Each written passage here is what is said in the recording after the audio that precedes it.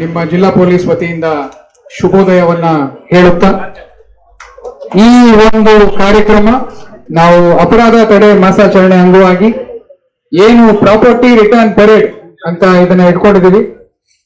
ನಮ್ಮ ಇಡೀ ವರ್ಷದಲ್ಲಿ ಎಲ್ಲೆಲ್ಲಿ ಕಳುವು ಪ್ರಕರಣ ಆಗಿದಾವೆ, ದರೋಡೆ ಆಗಿದೆ, ರಾಬರಿ ಆಗಿದೆ, ಇದೆಲ್ಲ HBT ಆಗಿರ್ಬೋದು, ನಮ್ಮ ಡ್ರಗ್ಸ್ ವಿರುದ್ಧ ಹೋರಾಟ ಆಗಿರ್ಬೋದು, ಇದೆಲ್ಲವೂ ಸೇರಿ ನಾವು ಇವತ್ತು ವಾರಸ್ದಾರಿಗೆ ಕೋರ್ಟಿನ ಮುಖಾಂತರ ಪರ್ಮಿಷನ್ ಅನ್ನ ತಗೊಂಡು ಅವರವರ ವಸ್ತುವನ್ನ ಅವರವರಿಗೆ ವಾಪಸ್ ಕೊಡ್ತಾ ಇದ್ದೀವಿ. ಈ ಒಂದು ಕಾರ್ಯಕ್ರಮಕ್ಕೆ 1 ವರ್ಷ ಕಾಲದಿಂದನೂ ಶ್ರಮ ಪಟ್ಟಿದ್ದಂತಹ ನನ್ನ ಎಲ್ಲ ಆಫೀಸರ್ಸ್ ಮತ್ತೆ ಸಿಬ್ಬಂದಿ ಮಿತ್ರರಿಗೆ ನಾನು ಅವ್ರಿಗೆ ಶ್ಲಾಘನೆಯನ್ನ ವ್ಯಕ್ತಪಡಿಸುತ್ತಾ, ನಿಮಗೋಸ್ಕರ ಕೋಲಾರ ಜಿಲ್ಲಾ ಪೊಲೀಸ್ ಸದಾ ಅಲರ್ಟ್ ಆಗಿರುತ್ತೆ.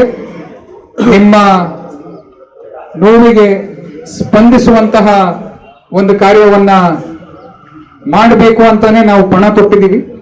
ಸ್ವಲ್ಪ ಹುಮ್ಮಸ್ಸು, ಆಮೇಲೆ ಉತ್ಸಾಹ, ಅದರ ಜೊತೆಗೆ ನಿಮ್ಮೆಲ್ಲರಿಗೆ ಒಂದು ಒಳ್ಳೆಯದಾಗಲಿ ಅಂತ ನಮ್ಮ ಕಡೆಯಿಂದ ಒಂದು ಕಿರು ಕಾಣಿಕೆಯನ್ನ ನಿಮ್ಗೆಲ್ಲರಿಗೂ ನೀಡ್ತಾ ಇದ್ದೀವಿ. ಇದೆಲ್ಲ ನಿಮ್ಮದೇ, ನಿಮ್ಮ ವಸ್ತು, ನಿಮಗೆ ಬೇಗ ಆದಷ್ಟು ವಾಪಸ್ ಕೊಡಬೇಕು ಅಂತ ಇರೋದೇ ನಮ್ಮ ಧ್ಯೇಯ. ಈ ವರ್ಷದಲ್ಲಿ ನಾವು ಎಷ್ಟು ಪ್ರಕರಣಗಳನ್ನ ಭೇದಿಸಿದೀವಿ, ಇಲ್ಲಿ ನೀವು ಒಂದು 50% ಮಾತ್ರ ಬಂದಿದ್ದೀರಾ. ಮಿಕ್ಕಿದವರು ಕಾರಣಾಂತರಗಳಿಂದ ಅವರು ಬರೋದಕ್ಕೆ ಆಗಿರ್ಲಿಲ್ಲ. ಆದರೂ ನಿಮ್ಮೆಲ್ಲರಿಗೂ ಹೇಳೋದಕ್ಕೆ ಇಷ್ಟಪಡೋದು ಒಂದೇ, ಪೊಲೀಸ್ ಅಂದ್ರೆ ಭಯ ಅಲ್ಲ, ಪೊಲೀಸ್ ಅಂದ್ರೆ ಭರವಸೆ. ಈ ಒಂದು ಮಾತನ್ನ ನಾವು ನಮ್ಮ ಕೋಲಾರ ಜಿಲ್ಲಾ ಪೊಲೀಸಿಂದ ನಿಮ್ಮೆಲ್ಲರಿಗೂ ತಿಳಿಸೋದಕ್ಕೆ ನಾವು ಇಷ್ಟಪಡ್ತಾ ಇದ್ದೀವಿ. ನೀವು ಯಾವುದೇ ರೀತಿಯ ಭಯದಿಂದ ಇರಬೇಕು, ನಿಮ್ಗೆ ನಿರ್ಭಯವಾಗಿ ನೀವು ನಿಮ್ಮ ಜೀವನವನ್ನ ಸಾಗಿಸಿ, ನಿಮ್ಮ ಜೊತೆ ಕೈ ಜೋಡಿಸೋದಕ್ಕೆ ನಾವು ಇದ್ದೀವಿ.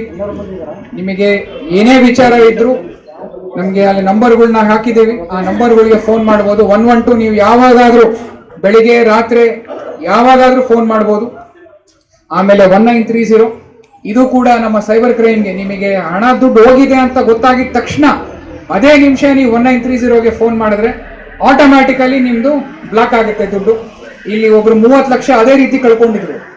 ಅದರಲ್ಲಿ ಯಾವಾಗ ಆಗಿತ್ತೋ ತಕ್ಷಣ ಅವ್ರು ಫೋನ್ ಮಾಡಿದ್ದಕ್ಕೆ ಅದು 30 ಲಕ್ಷನೂ ಫ್ರೀಸ್ ಆಯ್ತು.